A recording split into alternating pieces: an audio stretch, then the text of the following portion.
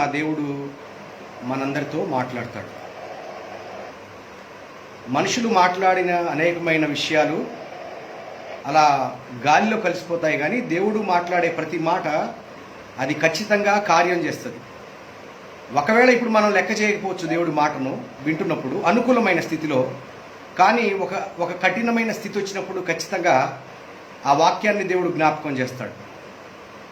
ఈ సాక్ష్యాన్ని కొన్ని లక్షల మంది, కోట్ల మంది ఇప్పటి వరకు భూమి మీద ఇటువంటి సాక్ష్యాలు చెప్పుకుంటారు. క్లిష్టమైన పరిస్థితిలో దేవుడు ఒకానొక దినమున మాట్లాడిన మాటలన్నీ పెడచెవిన పెడితే ఒక ప్రత్యేకమైన పరిస్థితిలోనికి తీసుకొచ్చి మరీ దేవుడు ఆ మాటలు నెరవేరుస్తాడు. సో దేవుని దాసునిగా పిలువబడుతున్న నేను ఏమాత్రము సిగ్గుపడక, అధైర్యపడక దేవుడిచ్చిన మాటలన్నీ మీ ఎదుటకు తీసుకురావాలని ఆశతో, భారంతో ఉన్నాను. నేను అయోగ్యుణ్ణి, ఎందుకంటే ఈ భూమండలం మీద అనేక మంది తమ ప్రాణాలను నిలువుగా అర్పించారు. మనం అనుకుంటాము బైబిల్లో కొందరు భక్తులే అనుకుంటాము, కానీ రియాలిటీలో మనం ఊహించనంత ఎత్తులో పరిచర్య చేసి తమ జీవితాలని అర్పించి నిలువున నలిగిపోయిన వారు కొన్ని లక్షల మంది ఉన్నారు. వారితో పోల్చుకుంటే నేను ఏమాత్రం యోగ్యుడిని కాను. మన ఎదురుగా ఈ లైవ్లో ఉండేవాళ్ళు కూడా ఏమి యోగ్యులు అని చెప్పుకోవాల్సిన అవసరం లేదు. ఎందుకంటే ఎంతో గొప్ప పరిచర్యలు చేసి తమను తాము నలగొట్టుకున్న వాళ్ళు ఈ భూమి మీద అనేకులు ఉన్నారు. అయితే మనము కేవలము హిస్టరీలు మాట్లాడుతూ సమయం గడిపేయకుండా ఆ హిస్టరీలో మనం కూడా పాలిభాగస్తులు అవ్వాలి అనేది దేవుని చిత్తం. ఒకవేళ హిస్టరీని చూసి మురిచే పని అయితే ఒక బైబిల్ని చూస్తూ మురిచిపోయి టైం గడిపేసేవాళ్ళం కదా. ఒక బైబిల్ చూస్తూ బైబిల్లో అద్భుతమైన పౌలు గారు, అద్భుతమైన పేతురు గారు, అద్భుతమైన తోమా గారు అని గబగబా వాళ్ళందరి పేర్లు మాట్లాడుకుని హ్యాపీగా ఇంటికి వెళ్ళి పడుకునేవాళ్ళం. మరెందుకు మన మధ్య దేవుడు సాక్షుల్ని ఉంచాడు? మీరు సాక్షులుగా ఉంటారన్నాడు. అది కేవలం అపోస్తల కార్యములు 2వ అధ్యాయంలో ఉంచిన విషయమే కాదు, కానీ ఈ కాలం వరకు దేవుడు సాక్షులుగా ఉండాలని ఆశపడతా ఉన్నాడు. ఈరోజు ఒక గొప్ప సాక్ష్యంగా ఉండాలి అని చెప్పే ఒక దేవుని దాసుని విషయమై నేను మాట్లాడుతూ ఉన్నాను. దయచేసి గమనించండి, లైవ్లోంచి వెళ్ళిపోకండి. ఈ సమయం బహుగా మనమందరము ఆశీర్వదింపబడతాము. ఇది దేవుడు నాకు ఇచ్చిన మాట. దేవునికి స్తోత్రం. దేవుడు నాకు ఇచ్చిన మాట అని నేను ఎట్లా నమ్ముతానంటే, నేను వాక్యాన్ని ప్రకటించేటప్పుడు నా హృదయం ఎప్పుడు వస్తుందో, ఈ వాక్యాన్ని సిద్ధపరుస్తున్నప్పుడు నేను ఒక వాక్యాన్ని తెరిచి చూశాను. చూడగానే నా హృదయం అంతా భారంతో నిండిపోయి కన్నీరు ప్రవాహంలా వచ్చింది. ఆ కన్నీళ్లు కనపడకుండా ఉండేదానికి మళ్ళీ మొహం పోయి ముఖం కడుక్కొని మళ్ళీ మంచిగా మేనేజ్ చేసుకుని వచ్చిన. నా గుండెలో చాలా వేదన ఉంది, my dear brothers and sisters. So be prepare to receive the word of God.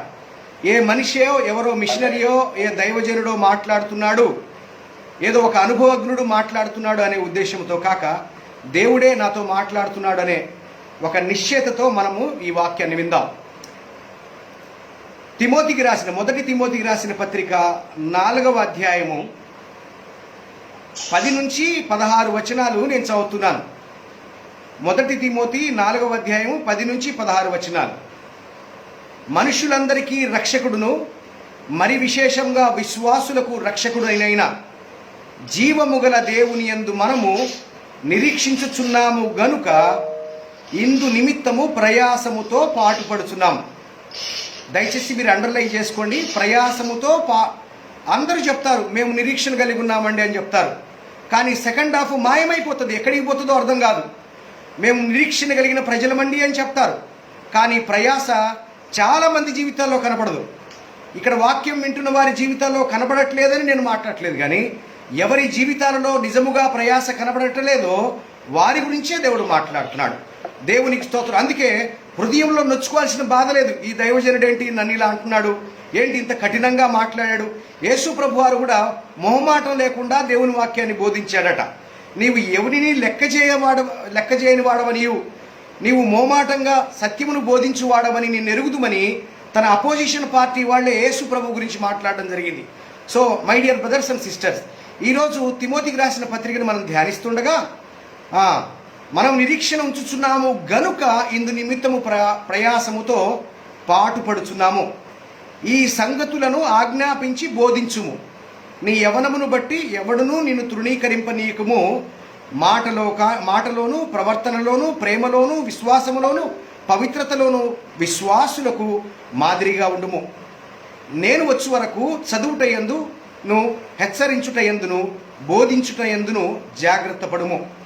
పెద్దలు హస్త నిక్షేపణము చేయగా ప్రవచన మూలముగా నీకు అనుగ్రహింపబడిన నీలో ఉన్న వరమును అలక్ష్యము చేయకుము. మూలవచనానికి వెళుతున్నాను. నీ అభివృద్ధి అందరికీ తేటగా కనబడు నిమిత్తము వీటిని మనస్కరించుము, వీటి యందే సాధన చేసుకునుము. నిన్ను గూర్చియు నీ బోధన గూర్చియు జాగ్రత్త కలిగియుండుము, వీటిలో నిలకడ కలిగిండుము.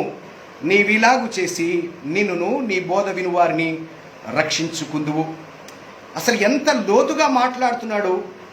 ఒక 50 సంవత్సరాల మినిస్ట్రీ చేసిన తర్వాత, లేదా ఒక 25 సంవత్సరాల మినిస్ట్రీ చేసిన తర్వాత ఒక ఉపదేశం ఇచ్చే ప్రసంగం కాదు. తిమోతి గారు యవ్వనస్తుడుగా ఉన్నప్పుడే, ఎందుకంటే నీ యవ్వనమును బట్టి ఎవడునూ నిన్ను తృణీకరింపనీయకము అన్నాడంటే this letter is given to a young man. Praise the lord. ఒక యవ్వనస్తుడికి రాస్తున్నాడు. ఓ 10 సంవత్సరాలు సేవ చేసిన తర్వాత సేవకుడికి కాదు, ఓ 20 సంవత్సరాలు సంఘంలో ఉన్న తర్వాత సంఘంలో ఉన్న విశ్వాసికి కాదు రాస్తున్నది, ఒక యవ్వనస్తుడికి వ్రాస్తూ ఉన్నాడు. My dear brothers and sisters, ఎంత అద్భుతమైన మాట మాట్లాడుతున్నాడు.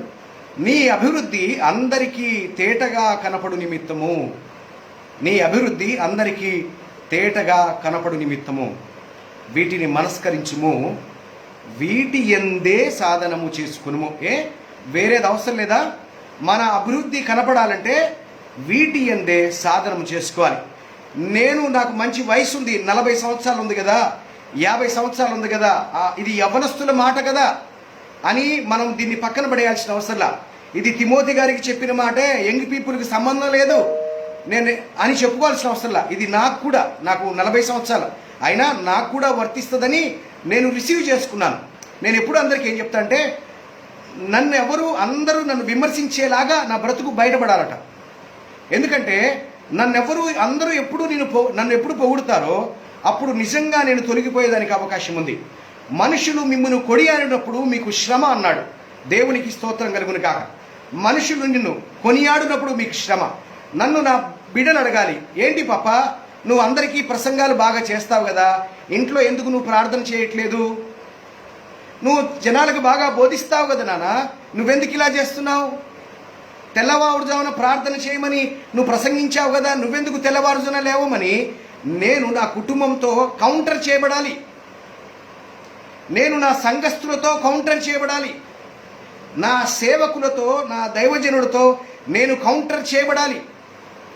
ఎల్లప్పుడూ నేను కరెక్ట్ చేసుకునే మనసును కలిగి ఉండాలి. దేవుడు నన్ను కరెక్ట్ చేస్తాడనే ఉద్దేశంతో ఉండాలి. అపోస్తలుడైన పౌలు గారే, ఇదివరకే నేను గెలిచితి అయినను సంపూర్ణ సిద్ధి పొందితినని అయినను కాదు కానీ నేను దేని నిమిత్తం పట్టబడుతున్నో దాని కొరకు నేను పరిగెడుతున్నాను. నేను నా విశ్వాసమును కాపాడుకుంటుని నా పరుగు తుదముట్టించి తిని అన్నాడు. పౌలు గారు నేను 14 పత్రికలు రాసి తిని, నేను గొప్ప పరిచర్య చేసి తిని అని ఎందుకనలేదు ఆయన? పోనీ ఆయన అనలేదు, ఎందుకు పరిశుద్ధాత్మ దేవుడు పౌలు ద్వారా గొప్ప పరిచర్య చేయించి తిని అని ఎందుకనలేదు? పౌలు గారి మనసులో ఏముందంటే 14 పత్రికలు రాసి భూలోకాన్ని తలకిందులు చేసిన తర్వాత కూడా ఆయన ఇచ్చిన స్టేట్మెంట్ ఏంటంటే, నా విశ్వాసమును కాపాడుకుంటుని. పౌలు గారు మీరేం చేశారండి ఈ పరిచర్య అంటే, ఊరుకోండి సార్, నేనేం చేశాను సార్, నేనేమైనానో అది దేవుని కృప వలననే అయ్యున్నాను సార్. మరి మీరేం చేశారండి ఇంతకాలం, ఇన్ని సంవత్సరాలు మీరేం చేశారు? సౌలుగా ఉన్నారు, మీరు పౌలుగా మారారు, ఏం చేశారు మీరు? మీ కన్ఫెషన్ స్టేట్మెంట్ ఏంటి? మీరు మరణించే ముందు, మీరు హతసాక్షి అయ్యే ముందు మీరు చెప్పే స్టేట్మెంట్ ఇవ్వండి అంటే ఆయన అంటున్నాడు, నేను నా విశ్వాసమును కాపాడుకుంటుని నా పరుగు తుదముట్టించి తిని. ఆయన వ్యక్తిగతంగా ఆయన ఏం చేశారో చెప్పుకుంటూ ఉన్నారు. ఆయన తన మినిస్ట్రీని గురించి చెప్పలేదు కానీ తన విశ్వాసమును కానీ మరి ఆయన మినిస్ట్రీ ఏం చేయలేదా? నేను ఒక సంగతి మీకు చెప్తాను. అపోస్తలుడైన పౌలు గారు ఆసియా మైనర్ అనే ప్రాంతంలో పరిచర్య చేయడానికి బాగా ఇష్టపడుతూ ఉంటాడు. ఆసియా మైనర్ అంటే ఇప్పుడు ప్రజెంట్ టర్కీ దేశంలో అంత్యకొయ అనే ప్రాంతం నుంచి గలతియా, ఈ ప్రాంతాలు గలతీయ ప్రాంతంలో కానీ, తర్వాత ఎఫెసు ప్రాంతంలో కానీ, ఈ రెవల్యూషన్లో ఉండే ఆ 7 చర్చిలు ఉండే ప్రాంతంలో కానీ ఈ పౌలు గారికి మహా ఇష్టం, ఆసియాలో పనిచేయడం మహా ఇష్టం. ఒకానొక సందర్భంలో పరిశుద్ధాత్మ దేవుడు ఆసియాలో వెళ్ళకూడదని అడ్డుకుంటారు. అడ్డుకున్న తర్వాత మరొకసారి యేసు ఆత్మ వెళ్ళనివ్వలేదు అని ఉంటుంది. ఆయన మనసంతా ఆసియా మీదే ఉంది. కానీ ఆయన్ని మాసిదోనియాకి రమ్మని పిలుస్తారు. దర్శనంలో కనపడితే మాసిదోనియాకి వెళ్తాడు. అక్కడ జైలులో దెబ్బలు తింటారు. ఆయన బెత్తాలతో కొడతారు వాళ్ళని. ఆ జైల్లో ఉండే పౌలు శీల కలిసి వారు ప్రభువుని ఆరాధిస్తారు. ఆ తర్వాత బయటకు వస్తారు. తెస్సలోనికలో పత్రిక అదంతా పరిచయం చేసిన తర్వాత మళ్ళీ ఈయన ప్రాణం ఊకొక 3వ ప్రయాణం తర్వాత కూడా మళ్ళా గలతీయాకి వెళ్తాడు. ఎంత ఇష్టం అంటే, my dear brothers and sisters, పౌలు గారికి ఈ ఆసియా మైనర్ అంటే ఎంత పిచ్చో. తను చేసిన 3 ప్రయాణాలు కూడా ఆసియా మైనర్ అనే ప్రాంతంలో పరిచర్య చేశాడు. దయచేసి మీరు నన్ను ఫాలో అయితే ఒక మంచి పాయింట్ని పట్టుకుంటారు. 3 మిషనరీ ప్రయాణములలో కూడా ఆయన ఆసియా మైనర్కి వెళ్ళని ప్రాంతమే లేదు. కొన్ని రోజుల తర్వాత అంటాడు, మనం ఎక్కడెక్కడ సంఘాలను స్థాపించామో అక్కడికి వెళ్ళి మరలా వాళ్ళు ఎలా ఉన్నారో చూద్దాము రండి అని ఫాలోఅప్ మినిస్ట్రీ కూడా ఆయన ఆసియా మైనర్లోనే చేశారు. ఇంత భారం కలిగి ఆసియా మైనర్లో పరిచర్య చేస్తే పౌలు గారు, తర్వాత యోహాను గారు కూడా ప్రకటన గ్రంథం రాసేటప్పుడు ఆయన రాయబడిన ఆ 7 సంఘాలు కూడా ఆ ఆసియా మైనర్ అనే ప్రాంతంలో, టర్కీ అనే దేశంలో ఆ సంఘాలు ఉంటే, ఈరోజు ఆ టర్కీ దేశంలో యేసు ప్రభువారు అంటే ఎవరో తెలియదు. అంటే మన అర్థమవుతుందండి? ఎవరో చప్పట్లు కొడుతున్నారు నా ఫేస్బుక్ లైవ్లో. ఇది చప్పట్లు కొట్టేది కాదండి. పౌలు గారు ఎక్కడ ప్రయాణం చేశాడో, ఎక్కడ భారంతో పరిచర్య చేశాడో, ఎక్కడ కన్నీరు విడిచాడో ఆ ప్రాంతంలో ఈరోజు సంఘము కాదు కదా, విశ్వాసి కూడా లేని పరిస్థితిలో ఉంది. మరి అయితే పౌలు గారు ఫెయిల్ అయ్యాడంటారా? అందుకే మీరు ఈరోజు గొప్పలు చెప్తా ఉన్నారు. రేపటి రోజున ఏం జరుగుతుందో మీకేం తెలుసు? రేపేమి సంభవించునో మీరు ఎరుగుదురా? ఇంతలో కనపడి అంతలోనే మాయమయ్యే నీటి ఆవిరి వంటి వారు. My dear brothers and sisters, Tunisia అనే ఒక దేశం ఉంది. ఆ దేశంలో నేను కొన్ని రోజులు ప్రయాణించాను. ఆ ట్యునీషియా అనే దేశంలో ట్యునీషియా అనే కర్తేజ్ కౌన్సిల్లో నూతన నిబంధనలో ఎన్ని పత్రికలు ఉండాలో అక్కడ ఒక మీటింగ్ జరిగిన తర్వాత అక్కడ నిర్ణయించారు 27 పుస్తకాలు కలిగిన నూతన నిబంధన ఉండాలి అని. అర్థమవుతుంది కదా? 27 పుస్తకాలలో ఈ నూతన నిబంధనలో 27 పుస్తకాలు ఉండాలని నిర్ణయించిన దేశంలో ఈరోజు క్రైస్తవులు లేరు అంటే మీరు నమ్మగలరా? దేవునికి స్తోత్రం కలుగును గాక. అంటే ఏం జరుగుతుంది? ఏదైనా జరుగుతుంది. నేనైతే నా విశ్వాసమును కాపాడుకుంటుని, నా పరుగు తుదముట్టించి తిని. పౌలను నేను 1వ శతాబ్దంలో ఆసియా మైనర్లో నేను ప్రయాణించుచున్నాను. కానీ 2000 సంవత్సరాల తర్వాత ఆసియా మైనర్లో సంఘం ఉండకపోవచ్చు. యోహాను గారు తన జీవితంలో ఎంతో ప్రయాసపడి ఆసియా మైనర్లో పరిచర్య చేశాడు. కానీ అదే ప్రాంతంలో ఈరోజు సంఘమే లేకపోవచ్చు. నేను మాట్లాడేది అబద్ధం కాదు. ఈవెన్ 0.002% కూడా లేదు అక్కడ సంఘం. ఆ టర్కీ అనే దేశంలో కిర్ క్లిరేలి అని ఒక గ్రామం ఉంది. ఆ పట్టణం పేరు కిర్ క్లిరేలి అంటే 40 సంఘములు గల పట్టణము, 40 సంఘాలు కలిగిన ప్రాంతము అని దాని పేరు. కానీ ఆ కిర్ క్లిరేలిలో క్లిరేలి ఉందా అంటే, క్లిరేలి అంటే ఏంటని అంటారు. కిర్ అంటే ఏంటండి అంటే, అవునండి 40 అండి అంటారు. కిర్ అంటే టర్కిష్ లాంగ్వేజ్లో 40. క్లిరేలి అంటే సంఘములు, దేవుని సంఘములు, ఎక్లేషియా. క్లిరేరియా అని ఒక ఊరిలో 40 సంఘాలు ఉన్నాయి. ఒక రోజున ఆ దేశంలో, ఆ ప్రాంతంలో ఈరోజు క్లిరేలి అంటేనే తెలియదు. సరే, రేపు ఏం జరుగుతుందో మనకేం తెలుసు. కానీ పౌలు గారు మాత్రం తన విశ్వాసమును కాపాడుకున్నాడట. తన పరుగును తుదముట్టించాడు. తన పరుగుని ఎలా తుదముట్టించాడు? తన ప్రాణమునైనా ప్రేమించకుండానే. మీరు ఏడిచి ఎలాగా మీరు నా గుండెలు బద్దలు చేస్తారు? నేను యెరూషలేములో బంధించబడుటకు మాత్రమే కాదు, నేను నా ప్రభువు కొరకు ప్రాణములు ఇవ్వడానికైనా నేను వెనకాడనని చెప్పిన ఆ పౌలు గారు అలాగే యవ్వన కాలంలో 60వ వడిలో ఆయన చంపబడ్డాడు. నేను ఎప్పుడు ఏం చెప్తానంటే, దానియేలు సింహపు బోనులో తప్పించబడ్డాడు, కానీ అదే దానియేలు ఒకానొక రోజున చంపబడ్డాడు. ఇర్మియా గారు కాపాడబడ్డారు, అదేవిధంగా ఒకానొక దినమున ఇర్మియా గారు చంపబడ్డాడు. నిజంగానే పేతురు కూడా జైల్లోంచి కాపాడబడ్డాడు, ఒకానొక సందర్భంలో చంపబడ్డాడు. ఒకానొక సందర్భంలో జైలు గోడలు పునాదులు కదిలిపోయాయి, ఒక దినమున చంపబడ్డాడు. మనం ఎప్పుడు పాజిటివ్ యాంగిల్నే చూస్తూ పాజిటివ్నే ఫీడ్ చేయాలి సంఘానికని మనం ప్రయాసపడతా ఉంటాం. దానిలోనే ఉండే ఒక పెద్ద సమస్య. యేసు ప్రభువా నీ ప్రసంగం మొదటి ప్రసంగం చెప్పండి అంటే ఆయన మొదటి ప్రసంగంలోనే ఏం చెప్పాడంటే, ప్రభువా ప్రభు అని పిలుచు ప్రతివాడు పరలోక రాజ్యంలో ఎందు స్వామి ఇప్పుడే ఎందుకు చెప్తున్నావు? ముందు పరిశుద్ధాత్మ దేవుడు దిగలేదు, అపోస్తల కార్యం రానియండి, సంఘం కట్టబడియండి, సంఘం అభివృద్ధి చెందనియండి, 20 సంవత్సరాలు చెప్పొచ్చు కదా, ఇప్పుడే ఎందుకు చెప్పేస్తున్నారు మీరు ప్రభువా ప్రభు అని పిలుచు ప్రతివాడు పరలోక రాజ్యంలో ప్రవేశించండి అంటే? దేవుడు ఎప్పుడు కూడా ఫస్ట్ ఇన్స్టాంట్లోనే సర్వసత్యమును తన ప్రజలలో గుప్పిస్తాడు. సత్యం ఏంటంటే దానియేలు గారు సింహము బోనులో నుంచి రక్షింపబడము. సర్వసత్యం అంటే అదే దానియేలు గారు ఒకానొక దినమున చంపబడడం. సత్యం ఏంటంటే పౌలు శీల జైల్లో బందీగా వాళ్ళు ఆరాధించారు. సర్వసత్యం ఏంటంటే అదే పౌలు గారు చంపబడ్డాడు. ఎవరి కోసం చంపబడ్డాడు? బ్రతుకుట క్రీస్తే చావైతే లాభమని కన్ఫెస్ చేశాడు కదా, అదండి సర్వసత్యం. ఈరోజు బాగున్నాం, అది సత్యమే. రేపేమవుద్దో మనకు తెలియదు. సర్వసత్యం అనేది ఒకటి ఉంది. కరోనా 3rd వేవ్ వచ్చింది, మనకు రాలేదు ఇంకా. ఒక దేశంలో కరోనా 4th వేవ్లో ఉందట. నేను ప్రభు కరోనా గురించి మాట్లాడొద్దు ప్రభు క్షమించండి అని చెప్పి ప్రార్థన కూడా చేసుకున్నాను. ఎందుకో ప్రభు ఈ మాట ఇస్తున్నాడు. ఈరోజు ఇలా ఉన్నాం, రేపు ఏమవుతుందో ఏం జరుగుతుందో మనకు తెలియదు. మనం ఏం చేయాలి తెలుసా? విశ్వాసమును కాపాడుకోవాలి, మన పరుగును కొనసాగించాలి. దేవునికి మహిమ కలుగును గాక. మన పరుగును కొనసాగుతూ ఉన్నప్పుడు మన అభివృద్ధి తేటగా కనబడుతుంది.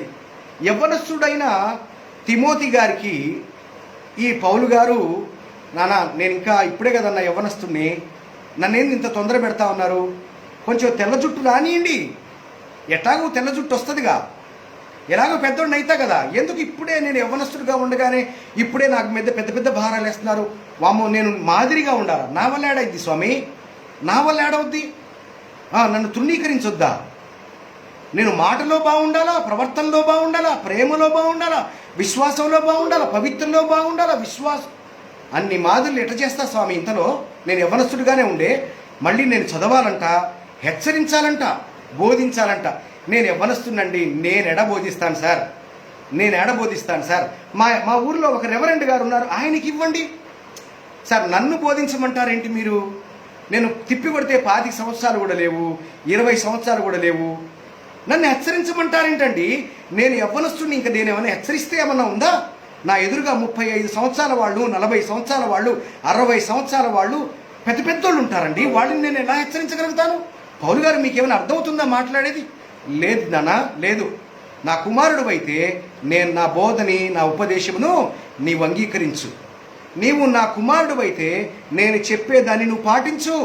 My dear brothers and sisters, అందుకే మన ఎదుట ఎవరు బోధిస్తున్నారో, ఇతను అంతర్జాతీయ ప్రసంగికుడా, ఇతను లోకల్ ప్రసంగికుడా, ఇతను BMW నడిచే ప్రసంగికుడా, ఇతను సైకిల్ లేక కనీసం సైకిల్ టైర్కి పంచర్ లేకుండా నడిపించుకునే సేవకుడా అని మనం చూస్తాం. ఎంత విచిత్రం ఏంటంటే చాలా చోట్ల నేనేం చూస్తానంటే అంతర్జాతీయ సువార్థికుడు అని చదువుతారు. బాగా వినండి. ఇది మనందరికీ ఒక మేలుకొలుపు కావాలి. అంతర్జాతీయ, దయచేసి వీడియోస్ ఆన్ చేసుకోండి, నాకు కొంచెం కన్వీనియంట్గా ఉంటుంది. గూగుల్ ఈ మీట్లో it will be very good.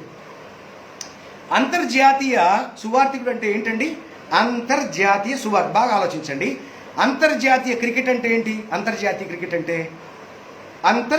Cricket అంటే భారతదేశము కాకుండా శ్రీలంక గడ్డ మీదనో పాకిస్తాన్ మీదనో ఆడిన వాళ్ళని ఇంటర్నేషనల్ క్రికెట్ అంటారు.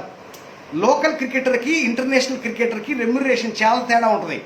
అదేంటండి, ఆడేది ఒకటే కదా, ఒకే పిచ్ ఉంటుంది, ఏ పిచ్ అయినా ఒకటే లెంత్ ఉంటుంది, ఎక్కడైనా ఒకటే బ్యాట్ ఉంటుంది, ఎల్లో బాలో వైట్ బాలో పింక్ బాలో ఉంటుంది. బౌల్ వేసేవాళ్ళు అట్లే వేస్తారు. స్పిన్ అంటే ఆఫ్ స్పిన్ ఇట్లుంటుంది, లెగ్ స్పిన్ ఇట్లుంటుంది. అంటే నేనేం క్రికెట్ ఆడట్లేదు, మీకు నేను తెలియజేస్తున్నా. అంటే ఎక్కడ ఆడినా ఒకే ఆట కదా, ఎందుకు మరి అక్కడ అంతర్జాతీయ క్రికెటర్ అంటాడు, రంజీ క్రికెట్ అంటారు, మరి లోకల్ క్రికెటర్ అంటారు. అంటే అర్థం ఏంటంటే తన ప్రాంతము కానీ వేరొక ప్రాంతంలో ఆడే వాళ్ళని అంతర్జాతీయ అంటారు. అంటే ఇప్పుడు అంతర్జాతీయ సువార్థికుడు అంటే ఏంటి? తన దేశం కానీ వేరొక దేశము అని అంటారు. మామూలుగా జాతి అంటే ఏంటండి? అంతర్జాతీయ అంటే లోకమిచ్చే భాష దేవుడు అని, లోకమిచ్చే భాష ఏంటంటే దేశము అని, అంతర్దేశము. కానీ దేవుడిచ్చే భాష ఏంటో తెలుసా? జాతి అంటే జనము అని. తన జనము కానీ వేరొక జనముకు సువార్త చెప్పే సేవకుడిని అంతర్జాతీయ సువార్థికుడు అంటారు. దయచేసి బాగా అర్థం చేసుకోండి. తన జాతి కానీ వేరొక జాతి ప్రజలకు సువార్త చెప్పే సేవకుడిని అంతర్జాతీయ సేవకుడు, అంతర్జాతీయ సువార్థికుడు అంటారు. ఇప్పుడు మీరు ఒకవేళ ఏ వైజాగ్ ప్రాంతంలో, ఏ అరకు వ్యాలీలో మీ జాతి కానీ వేరే జాతి ప్రజలకు మీరు సువార్త కోసం చేస్తున్నారనుకోండి, మిమ్మల్ని ఏమని పిలవాలి తెలుసా? అంతర్జాతీయ సువార్థికుడు అని బిబ్లికల్గా పిలవాలి. కానీ లోకం ఏమని పిలుస్తుంది తెలుసా? నువ్వు ఫ్లైట్ ఎక్కిన అనుభవం ఉంటేనే నీవు అంతర్జాతీయ సువార్థికుడవు. నీవు వేరే దేశంలో సువార్త చేస్తే మాత్రమే నీవు అంతర్జాతీయ సువార్థికుడవు అంటారు. ఎంత విచిత్రం ఏంటంటే మళ్ళీ వీళ్ళు అంతర్జాతీయ సువార్థికులు కానీ పేరు పిలువబడి మళ్ళీ ఆడిగిపోయి తెలుగు వాళ్ళకే వాక్యం చెప్తారు. మళ్ళీ విచిత్రం. వీళ్ళు పోయి అక్కడికి పోయి ఆఫ్రికా దేశంలో ఆఫ్రికన్లకు సువార్త చెప్తే పోనీలేండి, ఆయన వేరొక దేశంలో వేరొక జాతుల మధ్యలో సువార్త చేశాడు, సేవ చేశాడు, వాక్యం చెప్పాడంటే నేను విమర్శించట్లేదు, నేను సర్వసత్యాన్ని చెప్తా ఉన్నాను. దేవునికి స్తోత్రం కలుగును గాక. తన జాతి కాని వారి కొరకు ప్రయాసపడడం. పౌలుకి ఒక పక్క ఇశ్రాయేలు ప్రజల కొరకు మానని వేదన, దుఃఖం ఉందట. ఆయన ఒక మాట అంటాడు, సాధ్యమైతే నేను క్రీస్తుకు వేరై ఇశ్రాయేలు రక్షణ నిమిత్తం, సాధ్యమైతే ఇశ్రాయేలుకు వేరై క్రీస్తుకు వేరే శాపగ్రస్తుడునై ఉండకూడదును. ఆయనకి ఎంతో పిచ్చి ప్రేమ ఇశ్రాయేలు ప్రజలంటే. కానీ ఆయన అన్యజనుల కోసం ప్రయాసపడ్డాడు. ఒకానొకప్పుడు ఆసక్తి యందు పరిసయుడుగా ఉన్న ఈ పౌలు గారికి అన్యజాతి వానితో సహవాసము చేయటైనను ముట్టుకోవడమైనను న్యాయము కాదని పేతురు యేసు ప్రభువుకి పాఠం చెప్పాడు. ఈ విచిత్రమైన పాఠం అన్నమాట. దేవుడికే మనలో చాలామంది పాఠాలు చెప్తారు. దేవుడు ఒక వాక్యం చెప్తుంటే వెంటనే ఇంకో కౌంటర్ వాక్యం చెప్తారు. దేవుడేమో పేతురు నువ్వు చంపుకొని తినమంటే ప్రభువా అపవిత్రమైనది ఎప్పుడూ నేను నా నోట పడలేదని నీకు తెలియదా? నీకు నా గురించి తెలియదా? నా సాక్ష్యం తెలియదా? 3 సార్లు చెప్పాడు. వినడే పేతురు గారు ఎప్పుడు చెప్పినా 3 సార్లు చెప్పించుకుంటాడు. ఎప్పుడు చెప్పినా 3 సార్లు చెప్పాలంటే పరిపూర్ణంగా చెప్పేదాకా సంఘం ఎప్పుడూ నేర్చుకోదు. My dear brothers and sisters, అన్యజాతి వారితో సహవాసం చేయకూడదు అనే స్థితిలోంచి అన్యజాతుల కొరకు ప్రాణం పెట్టడానికి బయలుదేరారు వాళ్ళు. ఇంటర్నేషనల్ సువార్థికులుగా ఉన్నారు. ఈరోజు కనుక భారతదేశంలో ఇంటర్నేషనల్ సువార్థికులు ఎంతమంది ఉన్నారంటే ఫ్లైట్ ఎక్కిన వాళ్ళకే టీవీ వాక్యం చెప్పాలంటే కూడా అంతర్జాతీయ సువార్థికుడికి ఒక రేటు, ఒక సూటు, ఒక బూటు. మామూలు సైకిల్ వాళ్ళకు ఒక సూటు, ఒక బూటు. ఎక్కడ జరుగుతుంది? యాకోబు అంటాడు, మీ హృదయాల్లో మీరు భేదమును పెట్టుకుంటున్నారు, దీనివల్ల మీరు తీర్పు పొందుతున్నారు అన్నాడు. మనలో చాలా ప్రక్షాళన రావాలి మై డియర్ బ్రదర్స్. మనలో ప్రతి విషయంలో ఒక ప్రక్షాళనమైన అండర్స్టాండింగ్ రావాలా. ప్రతి విషయంలో కడగబడాలి మనం. ప్రతి విషయంలో కన్ఫెషన్కి రావాలా. ప్రతి విషయంలో మనం కన్నీటితో దేవుడి సన్నిధిలో మనం వేటి గురించి మనం తప్పుగా అర్థం చేసుకున్నాం వాటి గురించి మనం కన్నీటితో దేవుడి సన్నిధిలో మనల్ని మనం కడుక్కోవాలి మై డియర్ బ్రదర్స్. అందుకే ఈ తిమోతి గారు ఎక్కడున్నాడో చూద్దాం. ఈ తిమోతి గారు అపోస్తల కార్యంలో ఎక్కడున్నాడంటే ఆయన మానాన ఆయన ఉన్నాడు. అపోస్తల కార్యములు 16వ అధ్యాయం 1వ వచనంలో పౌలు దెర్బేకును లుస్త్రకును వచ్చెను. అక్కడ తిమోతి అని ఒక శిష్యుడు ఉండెను. అతడు విశ్వసించిన ఒక యూదురాలి కుమారుడు. నేను షార్ట్గా చెప్పేస్తాను. నేను సమయభావం వల్ల వాక్యం మొత్తం చదవట్లేదు. నేను నమ్మకమైన సేవకుడిని అని నేను ధైర్యంగా చెప్పడానికి నేను సిగ్గుపడట్లేదు. అందుకే నేను సత్యమునే బోధించుచున్నాను అని చెప్పడానికి బహు ధైర్యంగా మాట్లాడుతున్నాను. మీరు బైబిల్లో ఇలా ఉందా లేదా అని చూడాల్సిన అవసరం లేదు, తర్వాత చూడండి. అయితే ఈ పౌలు గారు దెర్బేకు లుస్త్రాకు వచ్చాడు. దెర్బే లుస్త్రా అన్నా కూడా ఆసియా మైనర్ అనే టర్కీ ప్రాంతంలో. అక్కడ తిమోతి అని ఒక శిష్యుడు ఉండెను. ఈ శిష్యుడు క్రైస్తవ శిష్యుడు కాదు సుమా, ఇది యూదుడు. ఇతను యూదుడు, అంటే ఇతను విశ్వసించిన ఒక యూదురాలి కుమారుడు. అతని తండ్రి గ్రీకు దేశస్థుడు. అతడు లుస్త్రాలోను ఈకొనిలో ఉండే సహోదరుల వలన మంచి పేరు పొందినవాడు. ఈ సహోదరులు అంటే క్రైస్తవ సహోదరులు కాదండి, యూదులలో సహోదరులు. మన పౌలు గారు సహోదరులరా అని సంభవించినప్పుడు చాలా సందర్భాల్లో యూదుల గురించి కూడా ప్రస్తావించాడు. ఇక్కడ పౌలు గారు చెప్తున్నట్టుగా ఈ యూదుల గురించి మాట్లాడుతున్నాడు. యూదుల్లో మంచి పేరు పొందినవాడట. ఏంటి సార్, ఈ తిమోతి గారు వయసు ఏంటి, ఇతని యవ్వనస్థం ఏంటి, యూదులలో అందరి సహోదరులతో కూడా మంచి పేరు పొందినవాడట. అతడు తనతో కూడా రావాలని పౌలు కోరి అతని తండ్రి గ్రీసు దేశస్థుని ఆ ప్రదేశంలో యూదులకు అందరినీ తెలియను గనుక వారిని బట్టి సున్నతి చేయించి వారిని చేయించను. నేను ఇక్కడ చెప్పే మాట ఏంటంటే, పేతురు గారు చాలా అద్భుతంగా పరిచర్య చేశాడు. నేను యూదులకు యూదుని వలె నేను పరిచర్య చేశాను అన్నాడు కదా. యూదులకు యూదుని వలె నేను ఎందుకు పరిచర్య చేశానంటే, నేను యూదుణ్ణి కాబట్టి, నేను ఇశ్రాయేలు వాడిని కాబట్టి, నేను ఎప్పుడైనా సినగోగులో వెళ్ళి పరిచర్య చేసేదానికి అవకాశం ఉంది.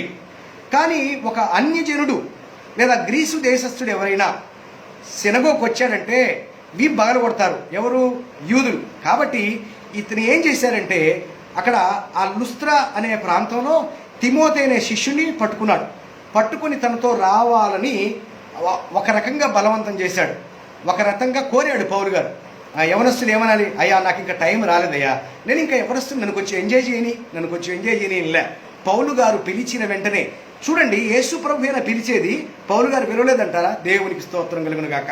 యేసు ప్రభు వారు ఎలా శిష్యుల్ని ఏర్పరచుకున్నాడో సేమ్ టు సేమ్ పౌలు గారు కూడా తిమోతిని పిలుచుకున్నాడు. పౌలు నన్ను వెంబడించన్నాడు. ఆ మాట అక్కడ లేదు, కానీ పౌలు కోరి అని రాయబడింది. పౌలు ఎందుకు కోరాడంటే పౌలుకు ఇశ్రాయేలు ప్రజల పట్ల మానని వేదన దుఃఖం ఉంది కాబట్టి, ఆయన అన్యజనులకు అపోస్తలుడు అయినప్పటికీ తన జాతి ప్రజల మీద ప్రేమ పోగొట్టుకొనలేదు కాబట్టి, ఆయన ఏ ఊరు వెళ్ళినా మొదట అక్కడ సమాజ మందిరాల్లోకి వెళ్ళి బోధించడం ఆయనకు అలవాటు బాగా. ఆ అలవాటులో క్రమంగా ఇతనితో పాటు ఒక యూదురాలి కుమారుంటే బాగుంటుందని తనను తీసుకుని తనకు సున్నతి చేయించాడు.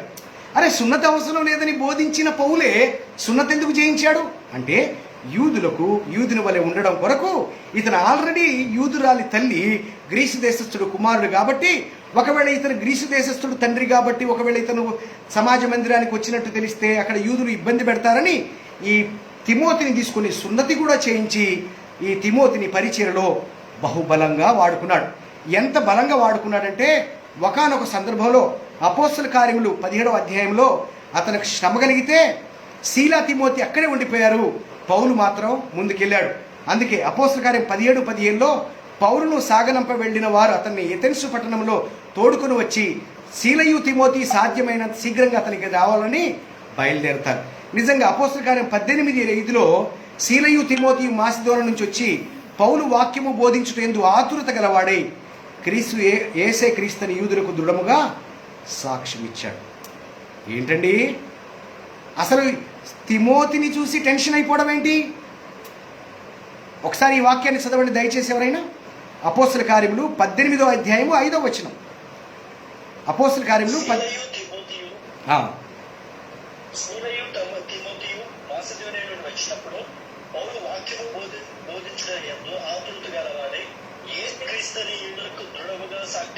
దేవునికి స్తోత్రం. చూడండి, పౌలు గారు అప్పటిదాకా నార్మల్గా ఉన్నాడు. ఇప్పుడు తిమోతి గారు రాగానే, శీలా తిమోతి రాగానే ఆయనలో ఆతురత పెరిగిందని దేవుడు వాక్యం చెప్తాం. ఎలాంటి శిష్యులను తయారు చేశాడంటే దేవుడు, దట్ ఈస్ ద మోడల్. అంత మోడల్ కలిగిన ఆయన్ని కూడా మళ్ళీ తిమోతికి రాసిన పత్రికలో నీవు అన్నిట్లో మాదిరిగా ఉండు తిమోతి అని మాట్లాడుతున్నాడు. దేవునికి స్తోత్రం కలుగును కాక. ఇక్కడే ఈ వాక్యం చదువుతున్నప్పుడే నా హృదయము ద్రవీభవించింది. ఇంత షార్ట్ పీరియడ్లో ఉండే ఈ యవ్వనస్తుడు ఎలా మారాడండి? పౌలు రమ్మని చెబితే వెంటనే వచ్చేశాడు. సున్నతి ఏ దినమున చేయాలా? 8వ దినమున సున్నతి చేయాల్సి ఉంటే యవ్వనస్తుడు అయ్యేదాకా సున్నతి చేసుకోలేదు తిమోతి గారు. పౌలు రమ్మంటే వెళ్ళిపోయాడు, సున్నతి చేసుకోమంటే చేసుకున్నాడు. పౌలుని వెంబడించాడండి. అసలు పౌలుకే ఉత్సాహాన్ని తెప్పించాడు. దేవునికి స్తోత్రం కలుగునుగాక. పౌలుకే ఒక ఉజ్జీవాన్ని నింపాడు తిమోతి గారు. ఈరోజు దేవుడు ఇటువంటి వారి కొరకు ఎదురు చూస్తున్నాడు. ఈరోజు ఇటువంటి యవ్వనస్తుల కొరకు ఎదురు చూస్తున్నాడు. ఒకవేళ ఈ స్థితిలో వయసు మీద బడి కూడా లేకపోయినా కూడా నేను ఇంకా యవ్వనస్తుడుగా ఎదగాల్సినంత ఎదగలేదని మనం మారు మనసు పొంది అన్ని విషయాల్లో మళ్ళీ అక్కడికే వద్దాం. తిమోతికి రాసిన పత్రిక, అదే పత్రికలో ఏమట మాటలోను, ప్రవర్తనలోను, ప్రేమలోను, విశ్వాసంలోను, పవిత్రతలోను. ఒక మాట చెప్పేస్తే సరిపోదా? పౌలు గారు ఎందుకు మీరు ఇంత విస్తారంగా రాస్తారు వాక్యం? ఏదో ఒక మాట చెప్పేస్తే చాలదా?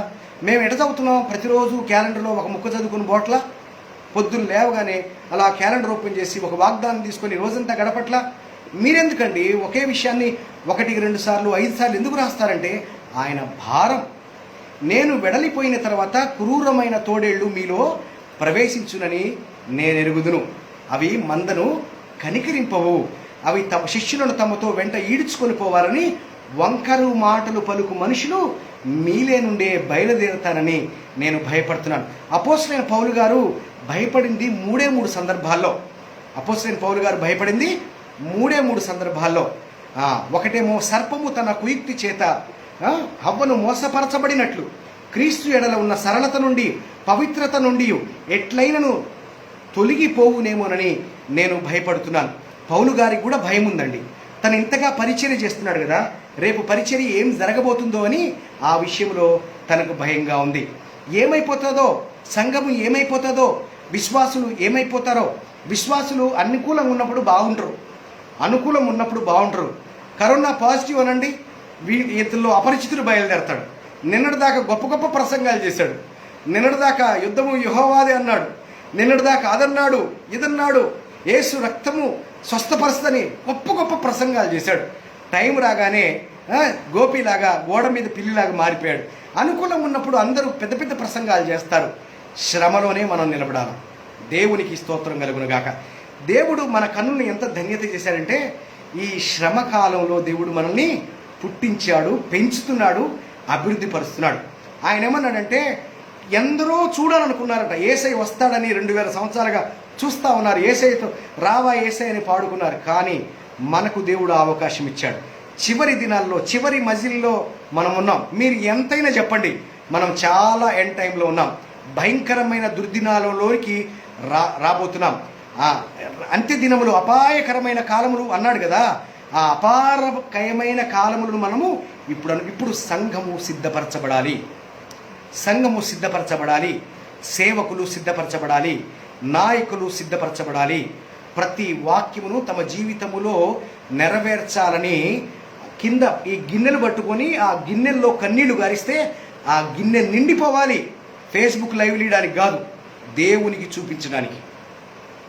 యూట్యూబ్ లైవ్ లీయడానికి కాదు ఏడ్చేది, దేవునికి చూపించడానికి. ప్రభువా, నేను నిజంగా మారు మనస్సు పొందిన సేవకుడును, నేను నిజంగా మారు మనస్సు పొందిన దైవజనుడు, నేను మారు మనస్సు పొందిన నాయకుడు, నేను మారు మనస్సు పొందిన విశ్వాసిని. వీళ్ళందరినీ కలిపే సంఘము అంటున్నాడు. ఎవరిని కూడా ప్రత్యేకించలే. ప్రతి ఒక్కరు కూడా సంఘములో అవయవము అన్నాడు. మనం ఈరోజు అంత్య దినాల్లో ఉన్నాం. మనం ఈరోజు ఏం స్టేట్మెంట్ ఇవ్వాలో తెలుసా? నా పరుగు తుదముట్టించితిని, నా విశ్వాసమును కాపాడుకుంటుని. విశ్వాసమును కాపాడుకుంటుని అని చెప్పి కేవలం నేనే విశ్వాసిగా ఉంటే సరిపోతుందా? పౌలు ఎలా పరిగెట్టాడో, పౌలు శిష్యుడు, పౌలు కుమారుడైన తిమోతి ఎలా పరిగెట్టాడో, తన ఆత్మీయ తండ్రికి ఒక మాదిరికరంగా తిమోతి ఎలా పరిగెట్టాడో మనం అలా పరిగెట్టాల్సిన తరుణం రాబోతుంది.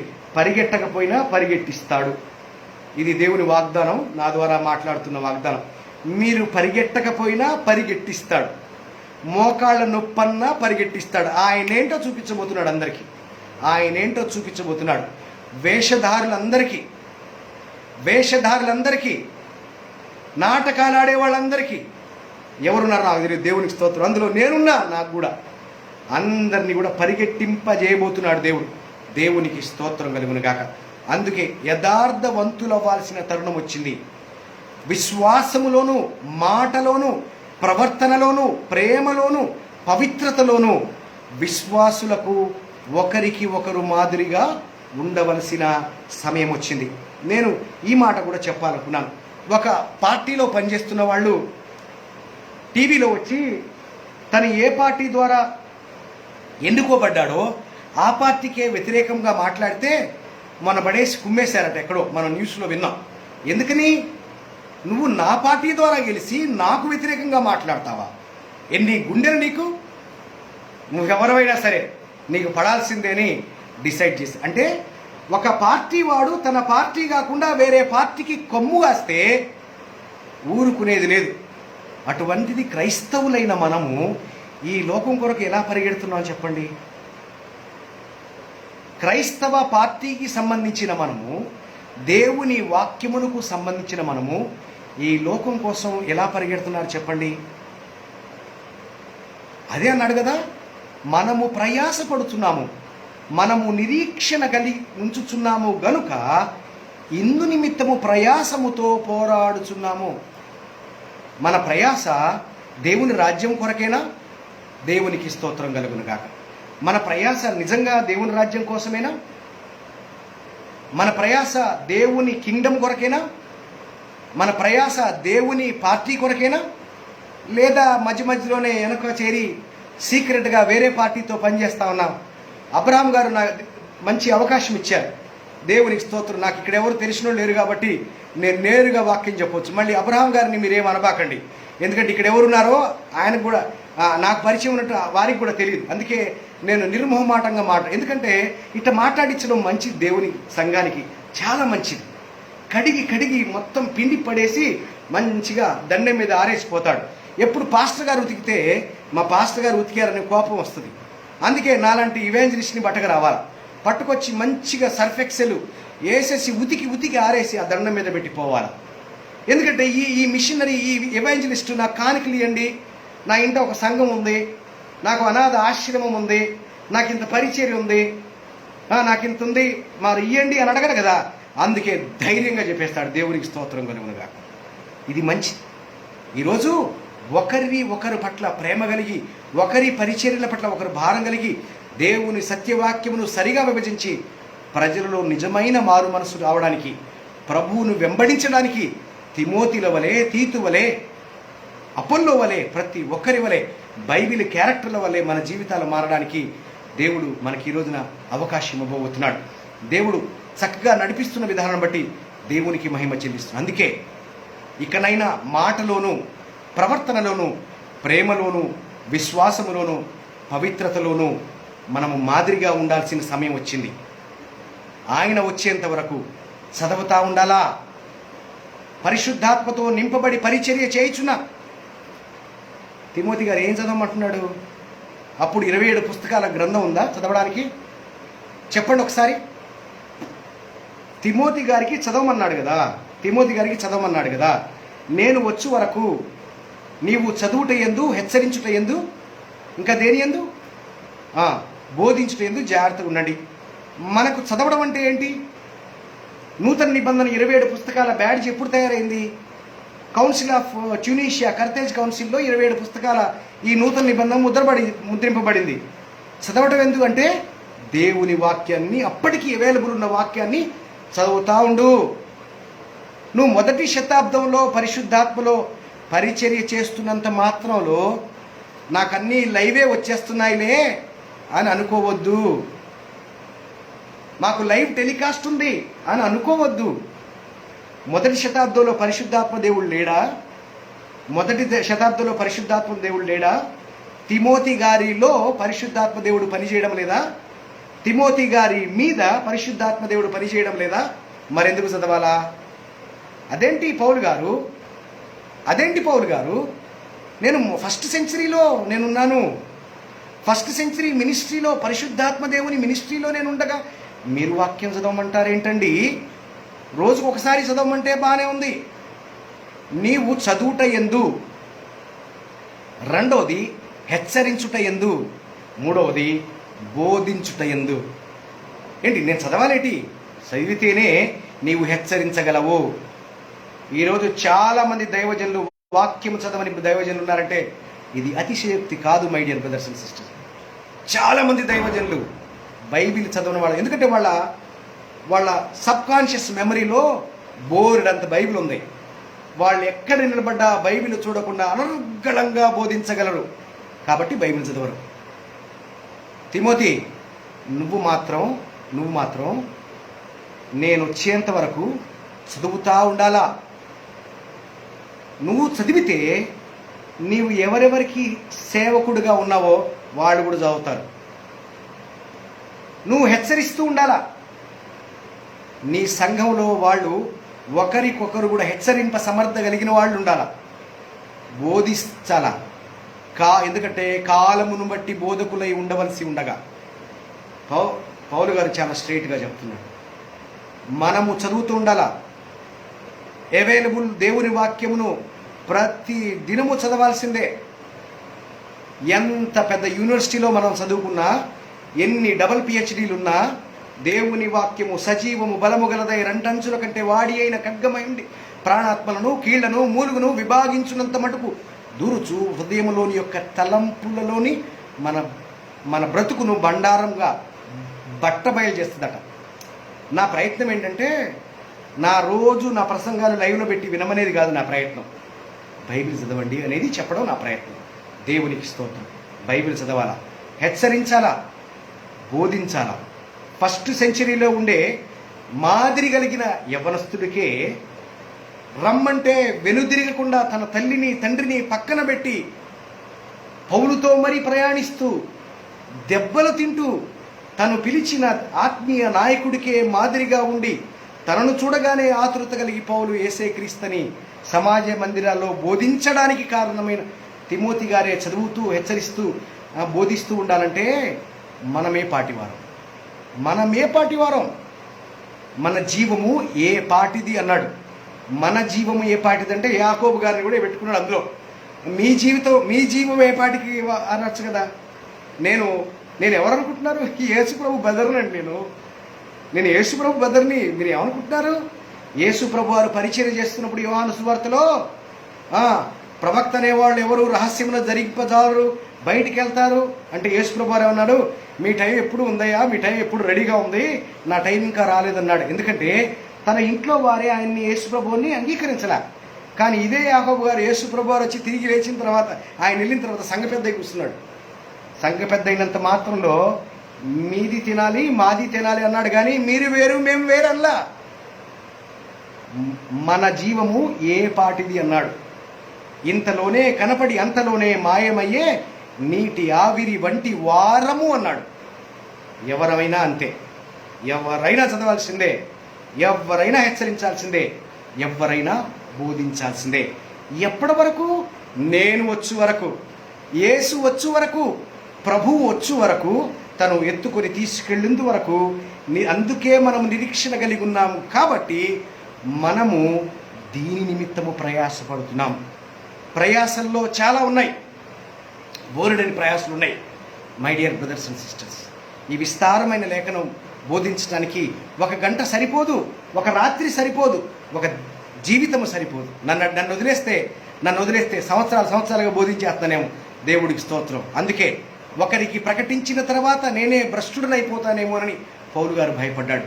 ఏంటండి, పరిశుద్ధాత్మతో నింపబడిన దైవజనుడు కదా, భాషలు మాట్లాడే దైవజనుడు కదా, అద్భుతాలు చేసే దైవజనుడు కదా, ఆయనకేంటండి భయము? ఆయన కూడా నలగొట్టుకోవాలా? పరిశుద్ధాత్మతో నింపబడిన దైవజనుడు కూడా నలగొట్టుకోవాలి సార్, నలగొట్టుకోవాలా. అందుకే ఒకరికి ప్రకటించిన తర్వాత నేనే భ్రష్టుడనైపోతానేమోనని నా శరీరమును నలగగొట్టి దానిని లోబరుచుకొనుచున్నాను. ఎందుకంటే ఆత్మ శరీరము ఆత్మకు విరోధముగా ఉన్నది. ఈరోజు పాస్టర్ అబ్రహం గారు బ్రేకింగ్ ద స్ట్రాంగ్ హోల్డ్స్ అని టైటిల్ పెట్టి మనల్ని ఇలా ఉత్సాహపరుస్తున్నారు. ఫస్ట్ శరీరాన్ని నలగొట్టకపోతే ఊరు నలగొట్టబడుతుందా? ఈ స్ట్రాంగ్ హోల్డ్స్ నలగొట్టబడతాయా? Yes, we need to break our strongholds, personal strongholds, వేషధారణ అనే స్ట్రాంగ్ హోల్డ్స్, దేవుని వాక్యము చదవకుండా ఉండే తత్వము అనే స్ట్రాంగ్ హోల్డ్, సరి అయిన మాటలు మాట్లాడే ఉండదు, అదొక స్ట్రాంగ్ హోల్డ్, ప్రవర్తన ఉండదు స్ట్రాంగ్ హోల్డ్, ప్రేమ ఉండదు, అదొక భయంకరమైన స్ట్రాంగ్ హోల్డ్, విశ్వాసం సరిగా ఉండదు, శ్రమ వస్తే కదిలిపోతారు. శద్రకు మెషకు అబేద్నెగోలుగా ఉండాలి మనం. పవిత్రత ఈజ్ ఏ స్ట్రాంగ్ హోల్డ్. మాదిరిగా ఉండడం అనేది స్ట్రాంగ్ హోల్డ్. ఏమనంటే మనం మాదిరిగా ఉండాలి కదా బ్రదర్ అంటే, మీరెందుకు నన్ను తిరుస్తున్నారు అంటారు. ఇది ఒక డైలాగ్. మళ్ళా అయ్యా ఆడ పక్క మాదిరిగా ఉండమని చెప్పింది అయ్యా అంటే, మీరేంటి నన్ను తిరుస్తున్నారు అంటారు. అంటే ఏ వాక్యాన్ని దేనికి వాడాలో తెలియకుండా కాక్టైల్ చేసి దేన్ని పడితే దాన్ని వాళ్ళు అవలంబనలోకి తీసుకుంటారు. తీరా ఫలములు లేని చెట్టు వలె మంచి మంచి పాటలు పాడుకున్నారు, మంచి మంచి ప్రసంగాలు చేసుకున్నారు, కానీ తీరా చూస్తే అంజూరపు చెట్టు వలె కూడా మిగిలిపోయి ఉండే పరిస్థితి వచ్చింది. అందుకే if we really break the strong hold, if we really break the strong holds, when we pray the strong holds will be broken in the name of Jesus. In the name of Jesus అనే పదము sound రాకపోయినా break అయిపోతాయి. దేవునికి స్తోత్రం కలుగుతుంది. గట్టిగా అరవకపోయినా break అయిపోతాయి. వేషధారు నుండి ఎంత గట్టిగా అరిచినా ఆ దయ్యం మీద పడి లోబరుచుకుంటుంది. యేసు నామమును ఉచ్చరిస్తున్నావంటే, నేను పౌలుని తెలుసు, నాకు పౌలు తెలుసు, యేసు తెలుసు, నువ్వెవరివి ఏంది నువ్వేంది అని మీద పడి లోబరుచుకుందట. ఇప్పుడు ఈరోజు మన బట్టలు ఎవరికి చిరిగిపోవట్లేదు, కానీ మన దిశమల అవమానించబడతా ఉంది. కొంతమంది దైవజనులు చేస్తే దేవుని రాజ్యం కట్టబడుతుంది, కానీ కొంతమంది ప్రార్థన చేస్తే ఏం జరగట్లా. Yes, why this is happening? We need to break the strongholds within our selfs and within the community, within the world. దేవునికి స్తోత్రం కలుగును గాక. దేవుడిచ్చిన ఈ అద్భుతమైన సమయాన్ని బట్టి నేను అత్యధికంగా స్తుతిస్తున్నాను. నాకు ఒక మహా చెడ్డ అలవాటు ఉంది. నేను ఎంతసేపు వాక్యం చెప్పానో నేను టైం చూసుకోను. I will not be in my purview. అసలు నేను టైం చూసుకోను. ఎందుకండి టైం చూసుకోనంటే, పౌలు గారు మరణాడు వెళ్ళనై ఉండగా అర్ధరాత్రి వరకు వాక్యం చెబుతూ ఉంటే, ఐతుకొనేవాడు పైనుంచి నిద్రాభారం వల్ల జోగి కింద పడినా కూడా మళ్ళా ఆయన తనలో ప్రాణం ఉందని చెప్పి మళ్ళీ పైకి తీసుకొచ్చి విస్తారంగా సంభాషించి తెల్లవారుజామున దాకా మాట్లాడి ఆదివారం సాయంత్రం నుంచి ఆదివారం తెల్లవారుజామున దాకా వాక్యం చెప్పి సోమవారం మార్నింగ్ బయలుదేరాడు. దేవునికి స్తోత్రం కలుగును గాక. నేను హిందువుగా ఉన్నాను. బ్రదర్ గారు సాక్ష్యం చెప్పారు. I Born and brought up in Hindu community. I delight in idols for in my life around 30 years. 30 సంవత్సరాల జీవితాల వరకు దేవుడు విగ్రహంలో ఉంటాడని ఆ విగ్రహముల యొద్ద నేను ఎంతగానో ఉల్లసించాను. సౌదీ అరేబియా అనే దేశంలో నేను ఉద్యోగం చేస్తున్న సమయంలో ప్రభు అయిన క్రీస్తు నన్ను పిలిచాడు. దేవునికి స్తోత్రం. పిలిచాడంటే ఎట్ట పిలిచినాడో, నన్ను పిలిచినాడు. దేవునికి స్తోత్రం. ఎట్ట పిలిచినాడు బ్రదర్ అని క్వశ్చన్ వేస్తే మళ్ళీ అదో పెద్ద ప్రసంగం అయిపోద్ది. నన్ను పిలిచినాడు, నన్ను వెంబడించమన్నాడు. నన్ను ఏలుతున్న ఆ విగ్రహాలను నేనేం ధ్వంసం చేయలేదు, కానీ వాటి యందు ప్రేమ పోగొట్టు ప్రభు అని ప్రార్థన చేశాను. ఒకానొక సందర్భంలో నేను తిరుపతి దేవస్థానం అంటే నాకు ఎంతో పిచ్చి అన్నమాట. నేను ఎస్వి యూనివర్సిటీలో చదువుకున్నా. నేను ప్రతిరోజు నా బ్రేక్ఫాస్ట్ తిరుపతి దేవస్థానము లడ్డూలే. ఎందుకంటే నా స్నేహితుడు తిరుపతి దేవస్థానంలో ఎగ్జిక్యూటివ్ ఆఫీసర్ హోదాలో పనిచేస్తున్నాడు కాబట్టి వాళ్ళకి ప్రతిరోజు లడ్డూలు వస్తాయి కాబట్టి ఫ్రీగా మాకు ఈ ఇడ్లీలు దోశలు తినే వాళ్ళ, అంటే నెల్లూరు లాంగ్వేజ్లో చెప్తున్నా, రోజు లడ్డూలు తినుకుంటూ సమయం గడిపేవాడిని. భయంకరమైన పిచ్చి. నేను యవ్వనస్తుడుగా ఉన్నప్పుడే I was a very devotee in Ayyappa devotion. నేను 23 సంవత్సరాల్లోనే అసిస్టెంట్ ఇంజనీర్గా ఎలక్ట్రిసిటీ డిపార్ట్మెంట్లో ఉద్యోగం సంపాదించాను. తర్వాత అసిస్టెంట్ డివిజనల్ ఇంజనీర్గా పనిచేశాను. మరి వరంగల్ పట్టణంలో ములుగు రోడ్లో ఉండే 220 kV సబ్స్టేషన్లో అసిస్టెంట్ డివిజనల్ ఇంజనీర్గా పనిచేశాను. 2011లో డబ్బులు సంపాదించడానికని 2010లో 1 సంవత్సరం సెలవు పెట్టి సౌదీ అరేబియా వెళ్ళాను. అక్కడ దేవుడు నన్ను పట్టుకున్నాడు. ఆ తర్వాత మరి నేను ఉద్యోగాన్ని పక్కకు పెట్టాల్సిన పరిస్థితి వచ్చాయి. నిన్ననే నా వైఫ్ అడుగుతా ఉంది, ఎందుకంటే తన ఫ్రెండ్ వాళ్ళ హస్బెండ్ కూడా సూపరింటెండెంట్ ఇంజనీర్గా పనిచేస్తూ ఉన్నారు మరి తెలంగాణలో. ఆవిడ చెప్పిందట, మా హస్బెండ్కి 3,45,000 రూపాయలు జీతం అండి అని మా వైఫ్ చెప్తే నన్ను అడుగుతుంది, ఎంక్వైరీ చేస్తుంది. అవును మరి నా ఫ్రెండ్ ఇట్లా చెప్పింది, అంత జీతాలు ఉన్నాయా అని అడిగింది. అంత జీతాలు ఉన్నాయా? ఎలక్ట్రిసిటీ డిపార్ట్మెంట్లో ఉంది. ఎస్సీ గారికి అంత జీతం ఉంటుందా? 3,45,000 రూపాయల ప్రతి నెల అన్ని అంటే ఉంటుందమ్మాయి. అది రెండు మరి నీకైతే ఎంత ఉంటుంది ఇప్పటిదాకా అంటే, ఒకవేళ నేను ఏపీ ట్రాన్స్కోలో పనిచేస్తే 2,50,000 రూపాయలు ప్రతి నెల గవర్నమెంట్ ఉద్యోగంలో డబ్బులు వచ్చిండయి అని. ఓకే, దేవునికి స్తోత్రం. మన ఇప్పుడు లోకం గురించి కాదుగా మాట్లాడేది, అందరికీ తేటగా కనపడు నిమిత్తము నీ అభివృద్ధి అంటే శాలరీ ఇంక్రిమెంటా? ఓ మళ్ళీ ఇంకా ఎల్కేజీలో ఉన్నాం మనం. ఇంకా శాలరీ ఇంక్రిమెంట్ అభివృద్ధి గురించి మాట్లాడేది. తిమోతి గారు ఏడున్నాడు సార్? ఏ కంపెనీలో జాబ్ చేస్తున్నాడు తిమోతి గారు చెప్పండి? తిమోతి గారు ఏ కంపెనీలో ఇంక్రిమెంట్ కోసం ఎదురు చూస్తున్నాడు? అభివృద్ధి అంటే అదే. ఏమన్నాడు? తిమోతికి రండి మళ్ళీ ఒకసారి. ఏమంటాడు? నీ అభివృద్ధి అందరికీ కనపడు నిమిత్తం. 1 తిమోతి 4:10 నీ అభివృద్ధి అందరికీ తేటగా కనపడు నిమిత్తము వీటిని మన. సార్ అభివృద్ధి అంటే ఏంటి సార్? ఫైనాన్సెసా? అభివృద్ధి అంటే ఫైనాన్సెసా? అభివృద్ధి అంటే సిరినా? అభివృద్ధి అంటే ఆరోగ్యమా? అభివృద్ధి అంటే ఉద్యోగమా? తిమోతి గారికి చెప్తున్న మాట అది. తిమోతి, నువ్వు యవ్వనస్తుడివే, నువ్వు యూదురాలి తల్లి కొడుకువే, నువ్వు గ్రీసు దేశస్థుడి కుమారుడివే. నేను రమ్మని పిలిస్తే వచ్చావు. ఎందుకో తెలుసా? యేసయ్య మమ్మల్ని పిలిచాడు, మేము వచ్చినాం. మేము నిన్ను పిలిస్తే నువ్వు వచ్చినావు. నువ్వు యవ్వనస్తుడు అని ఎక్స్క్యూజ్ చెప్పలా, వచ్చినావు. సున్నతి చేసుకోమంటే సిగ్గుపడకుండా ఆ వయసులో సున్నతి చేసుకున్నావు. సర్లే, నాతో పాటు శ్రమపడ్డావు, నాకే ఉత్సాహాన్ని తెప్పించావు. అయినంత మాత్రంలో తిమోతి ఇది సరిపోదు నాన్న. నేను వచ్చేంత వరకు చదువుతూ హెచ్చరిస్తూ బోధిస్తూ ఉండు. మాటలో, ప్రవర్తనలో, ప్రేమలో, విశ్వాసంలో, పవిత్రతలో మాదిరిగా ఉండు నాన్న. అది అభివృద్ధి, అది అభివృద్ధి. That's what God expecting from you and me. నా నుంచి కూడా అదే ఎక్స్పెక్ట్ చేస్తున్నాడు.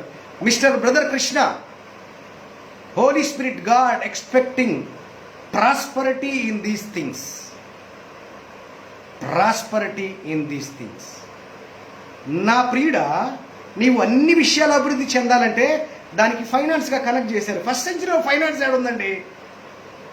ఫస్ట్ సెంచరీలో ఫైనాన్స్ ఏడుంది? ఫైనాన్స్ ఉందా ఫస్ట్ సెంచరీలో? జనాల దగ్గర డబ్బులు లేవు. బార్టర్ సిస్టమ్ అనేది ఉండేది. బాగా అర్థం చేసుకోండి, బాగా అర్థం. 1వ శతాబ్దంలో బార్టర్ సిస్టమ్ అనేది ఉండేది. అన్న, నీ దగ్గర కేజీ గోధుమలు ఉన్నాయి కదా, నా కేజీ పెసలివా? అన్న, నీ దగ్గర కేజీ వడ్లు ఉన్నాయి కదా, నాకు వచ్చే కందిపప్పు ఇవా కేజీ? అట్లా మార్చుకునేవాళ్ళు. అందుకే యేసయ్య గారు కూడా ఏం బోధించారు తెలుసా? ఒక ధనవంతుడు తన భూమి సమృద్ధిగా పండెను. లూకా సువార్త 12వ అధ్యాయంలో తన పంట చాలదనుకుని తన గుమ్మిని తీర్చి పెద్ద గుమ్మి కట్టించాడు. సార్, ఫస్ట్ సెంచరీలో ఈ బ్యాంకులు, ఇంటర్నెట్లు లేవండి. ఫస్ట్ సెంచరీలో ఈ కరెన్సీలు, పేటిఎంలు, ఏటీఎంలు, లేవండి. బ్యాంకింగ్ సిస్టమ్ లేదు ఫస్ట్ సెంచరీలో. 1వ శతాబ్దంలో మాట్లాడినది. ఈ రోజుల్లో చాలామంది, నేను నంబర్ని చూస్తున్నాను, నోటుని. కొంతమంది అయితే అవతలడి జేబులో నోటు మీద నంబరు చెప్పే మహా నగరాల్లో మాయగాళ్ళు, కేటుగాళ్ళు మొదలయ్యారు. ఏడున్నాం సార్ మనం? ఫస్ట్ సెంచరీలో మాట్లాడిన prosperity, it's not the finances. First సెంచరీలో మాట్లాడిన మాటను గురించినది, ప్రవర్తన గూర్చినది, ప్రేమను గూర్చినది, విశ్వాసమును గూర్చినది, పవిత్రతను గూర్చినది, మాదిరిని గూర్చినది, చదువుట గూర్చినది, హెచ్చరించుట గూర్చినది, బోధించుటను గూర్చినది, నిరీక్షణ ఉంచవలసినది గూర్చింది, ప్రయాస పడువలసినది గురించి. ఇవన్నీ చెప్పి చెప్పి చెప్పి నీ అభివృద్ధి అందరికీ తేడా కనపడాలా తిమోతి. పౌలు శిష్యుడని చెప్పుకోవడం కాదు, నేను పౌలు వాడినని చెప్పుకోవడం కాదు, చెట్టు పేరు చెప్పి కాయలు అమ్మడం కాదు. నువ్వు చెట్టు పేరు చెప్పకపోయినా పర్వాలా, నువ్వు మాత్రం అభివృద్ధి చెందాలా. దేవునికి స్తోత్రం కలుగును కాదు. ఈ రోజుల్లో చాలామంది చెట్టు పేరు చెప్పి కాయలు అమ్మేస్తారు. మేము ఫలానా సంఘం వాళ్ళమండి, మేము ఫలానా సంఘం వాళ్ళు. కొమ్ములు వచ్చేస్తాయి. అయితే ఆడ తన్ని తరిమేస్తాడు, ఆడ తన్ని తరిమేస్తాడు. No titles in the kingdom of God. No Indian church, no Turkish church, no American church, no Europe church, no Korean church, only the church. అక్కడ పెద్దోళ్ళు కూడా ఆడ లైన్లో నిలబడాల్సింది. దేవునికి స్తోత్రం కలుగునుగా. My dear brothers and sisters, అభివృద్ధి వీటిలో కనపడాలని మొదటి శతాబ్దపు బోధ అదే బోధించింది. అదే నేను చదివాను. ఇవే నన్ను ఆకర్షించాయి. యేసు ప్రభు దగ్గర రావడం కొరకు కేవలం సిలువైతే, అందరికీ సిలువలు ఉన్నాయండి, అందరికీ సిలువలు ఉన్నాయి. సిలువలు ఉన్నాయంటే వాళ్ళు అయ్యప్ప స్వామి దగ్గరికి వెళ్తే పాపాలు క్షమించబడతాయి, గుండు కొట్టించుకుంటే పాపాలు క్షమించబడతాయి, కుంభమేళాకి వెళ్తే పాపాలు క్షమించబడతాయి. అవునా కదా?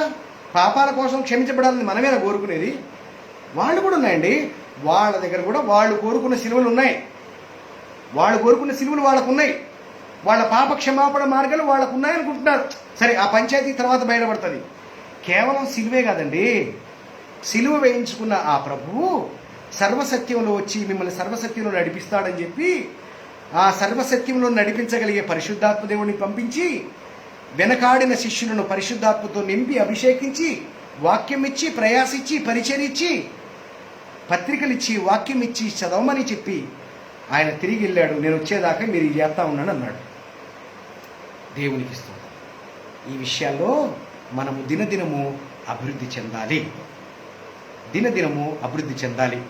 నేను ఎన్న వాక్యమే కదండి, నేను కృష్ణపతిని ఏం చెప్పాడు, పెద్ద విషయం ఏం చెప్పాడు, తెలిసిన వాక్యమే కదా, తెలిసిన వాక్యమే మళ్ళీ చెప్పిస్తున్నాడు అంటే రెండవసారి, మూడవసారి, నాలుగవసారి ఏమో ఆగిపోద్దేమో, చెప్పడం ఆగిపోద్దేమో. వాక్యం దొరకని కాలం రాబోతుందట. చాలామందికి బైబిల్ గుర్తుండదు. మిషనరీల గురించి మనం చదువుతూ ఉంటాం. ఒక మిషనరీ అంట బాత్రూంలో టాయిలెట్ కలిసిన ఆ బైబిల్ పేపర్ని నోట్లో పెట్టుకుని దాచుకుని వాక్యాలు చదివారటండి. వాక్యాలు చదివారు.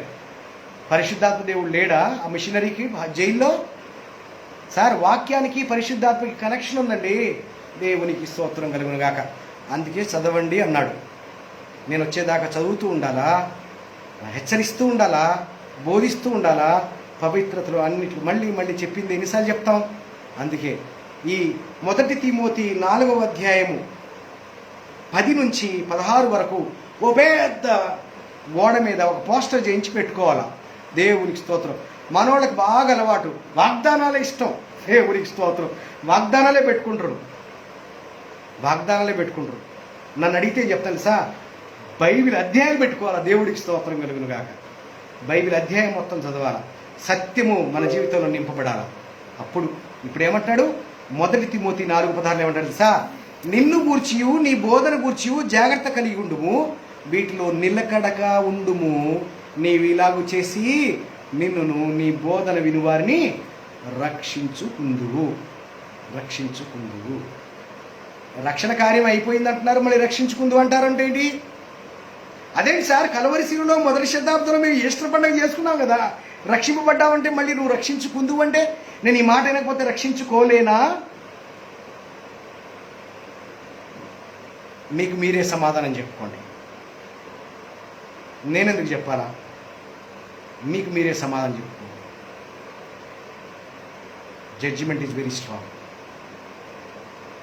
ఆయన మన కోసం ప్రాణం పెట్టాడు. మనం ఈ చిన్న చేయకపోతే ఎట్లండి? మన కోసం నలిగిపోయాడు, నలగొట్టుకున్నాడు, చచ్చిపోయాడు. సార్, నేను వచ్చే ముందు టీషర్ట్లో ఉన్నా. నేను ఈ మాట చెప్పనివ్వండి.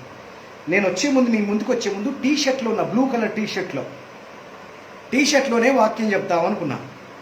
నాకేం సిగ్గులే.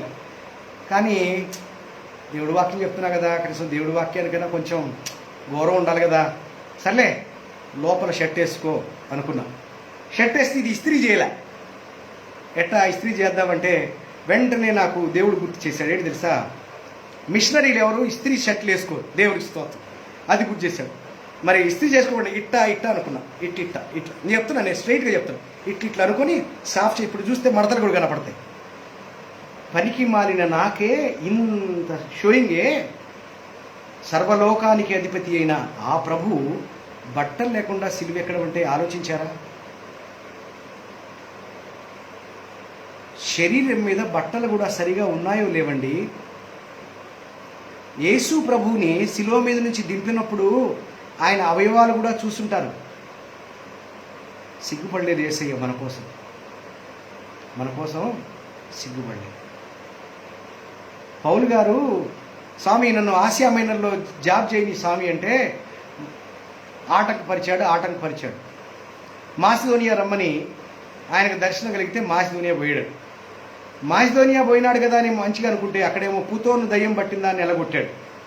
మంచి కార్యం చేస్తే ఈయన జైల్లో పెట్టారు. జైల్లో పెడితే ఎట్ట కొట్టారు తెలుసా? బట్టలు కూడా తీసుకొట్టుంటారు డెఫినెట్గా, బెత్తాలతో కొట్టారు. నలిగిపోయారండి. మరణం వరకు వారి శరీరాన్ని ప్రేమించలేదు. మరణాల వరకు వాళ్ళ మేకప్లను ప్రేమించలేదు. మరణం వరకు వాళ్ళ శరీరాల్ని ప్రేమించలేదు. యేసు ప్రభు ఏం మించిపోలా, తగ్గల. మీరు నాకంటే గొప్ప కార్యాలు చేస్తారంటే నా గురించి కాదు, అయ్యి వాళ్ళ గురించి చెప్పుకున్నాడు ఆయన. దేవునికి స్తోత్రం. అన్నీ మనవే, మనకి చెప్పేవి మనకు కావు, వాళ్ళకి చెప్పినవన్నీ మనకే.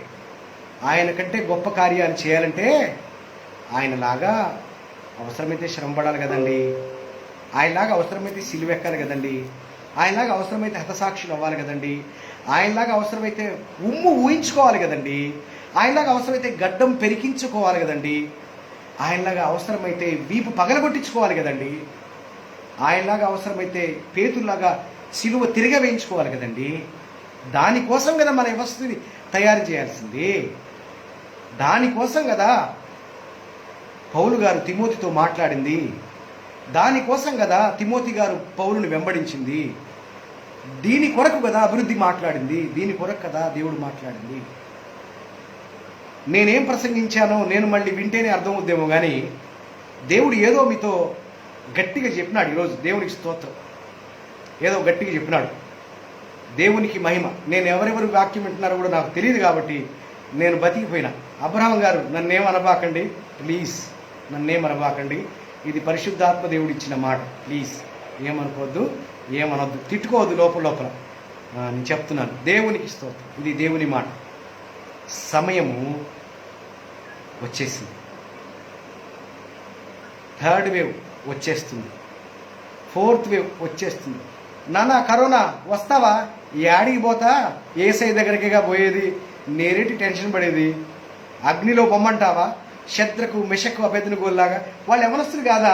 అసలు ఒక మాట చెప్పండి. శద్రకు మెషకు అబెద్నెగోలు యవనస్తులు కదా. వాళ్ళకి ఏమనిపించాలా? నేను అంత బాగున్నా మా యెరూషలేములో, ఆ యూదులు ఎంత మంచిగుంటే ఈ నెబుకద్నెజరు వస్తే దేవుడు ఏం చేస్తున్నాడు? యుద్ధము యెహోవాది అన్నాడా లేదా? మా పితరులతో యుద్ధము యెహోవాది అన్నాడా లేదా? యుద్ధం చేయాలి కదా ఆయన. మళ్ళీ మమ్మల్ని ఎట్టా పంపిస్తాడు? మేము యవనస్తులము, మాకు వాక్యం తెలీదు. మా పెద్దోళ్ళు అంటే ఓకేలే, మా పెద్దోళ్ళకి అన్నీ తెలుసు. యవ్వనస్తులు ఫీల్ అవ్వాలండి. అదేంటి మా యవ్వన కాలంలో యెరూషలేం దాటి వచ్చేసాము, యూదయ దాటి వచ్చేసాము. ఆయన మళ్ళీ నెబుకద్నెజరు ఆ ప్రాంతంలో ఆ రాజనగర్లో మంచి ఉండేవాళ్ళ, మంచి ఎర్రగా బుర్రగా ఉండేవాళ్ళ పట్టరండి అన్నాడట. పట్టక రమ్మంటే ఒరే మాంసాహారం తినండి అంటే మేము మాంసాహారం తినము. ఒరే మీరు తినకపోతే నా తాట ఒలిచేస్తారా నాయనా అంటే అసలు మేము సచ్చిన తినం, మేము ముట్టుకోము, మేము ఏంటి సార్ యవ్వన కాలంలో అపవిత్రులు అవ్వమంటారేంటి? అసలు ఏం అర్థమవుతుందా దేవుడు వాక్యం ఈరోజు యవనస్తులకి? ఈరోజు యవనస్తులకి ఈ వాక్యాలు అర్థమవుతున్నాయా? ఏంటి సార్ అది? యేసు ప్రభువులే వాళ్ళు, యేసు ప్రభువులాగే ప్రవర్తించారు వాళ్ళు. ఆ విశ్వాసాన్ని ఎట్ట ప్రకటించారు? అసలు మీరు కావాలంటే చూడండి, మేము మాంసాహారం తినం, మాకు కూరగాయలు ఇవ్వండి, మేము బాగుంటాం వాడుంటాం, ఛాలెంజ్ బస్తీ మీద సవాలని సవాల్ చేశారు సార్. రాజమందిరంలో బానిసత్వంలో దాసత్వంలో మొక్కనే మొక్కం. ఓ రాజా మొక్కనే మొక్కం సార్. రాజ ముద్రకు వ్యతిరేకంగా మాట్లాడిన మామూలు విషయం అండి. బుడ్డబుడ్డోళ్ళు, యవ్వనస్తులు, పాలుగారే పసిబుగ్గల పడుచువారు, యవ్వనస్తులు, నిగనిగలాడుతున్నవారు, అందంగా ఉన్నవారు, సుకుమారమైన వాళ్ళు ఇలా ముట్టుకుంటే కందిపోతుందేమో వాళ్ళ శరీరాలు. అసలు యూదులు కదా. ఏంటండి వాళ్ళ లోపల ఉన్నదేంటి సార్?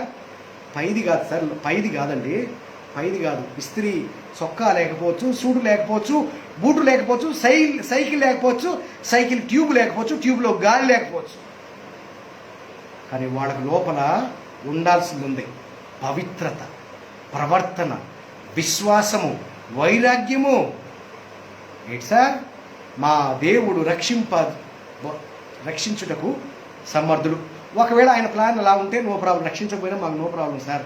ఎందుకంటే దానియేలు ఒకప్పుడు రక్షింపబడతాడు, ఒకప్పుడు రక్షింపబడ్డు. పేతురు ఒకప్పుడు రక్షింపబడతాడు, ఒకప్పుడు రక్షింపబడ్డు. చాలామంది దైవజనులు ఈ లోకాన్ని చనిపోయారే. మనం వాళ్ళకంటే మనము మంచి పవిత్రులమా? వాళ్ళకంటే మనం బెటరా? వాళ్ళకంటే మనం బెస్టా? వాళ్ళకంటే మనకు విశ్వాసం ఉందా? వాళ్ళకంటే మనం బాగా స్ట్రాంగ్ హోల్డ్స్ ఎరగొట్టామా? వాళ్ళు ఎరగొట్టలేకపోయినారా? ఏదైనా జరగవచ్చు. We're not giving up, but we're building up.